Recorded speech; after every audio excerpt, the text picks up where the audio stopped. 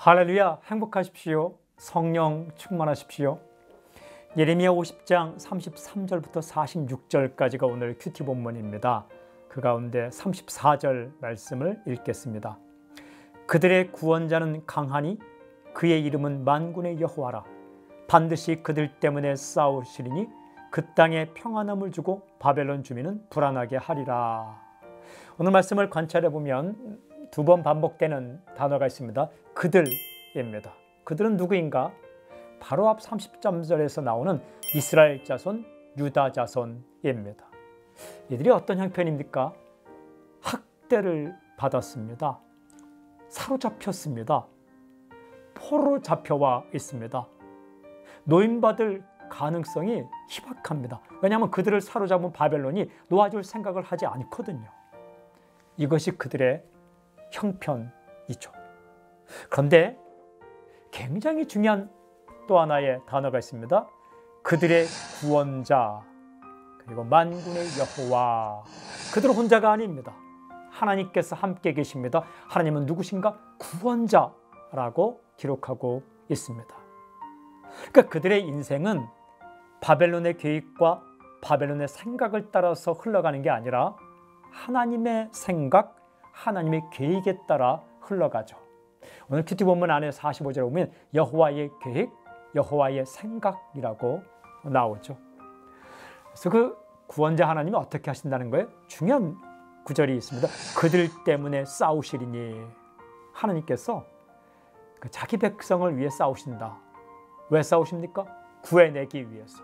구원자 하나님께서 구해내기 위해 싸우십니다. 결국 무엇을 주십니까? 평안함이라고 되어 있죠. 평안함을 주시기 위해서 싸우십니다. 한 가지 굉장히 중요한 부사가 하나 있어요. 반드시. 어떤 일이 있어도, 어떤 방해가 있어도 그 무엇도 하나님의 계획을 막을 수 없다라는 거예요. 이런 생각이 들었습니다. 하나님은 자기 백성을 반드시 구하시는구나. 반드시. 오늘 메시지, 하나님은 자기 백성을 반드시 구하신다.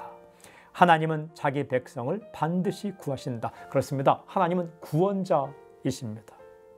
하나님의 계획, 하나님의 생각은 당신을 구해내는 겁니다. 반드시 구하십니다. 잊지 않으십니다. 놓지도 않습니다. 기억하십니다. 잃어버리지도 않습니다. 떠나지 않습니다. 함께 계십니다. 고난 중에 있을지라도 하나님께서 놓아버린 게 아닙니다. 붙들고 계십니다.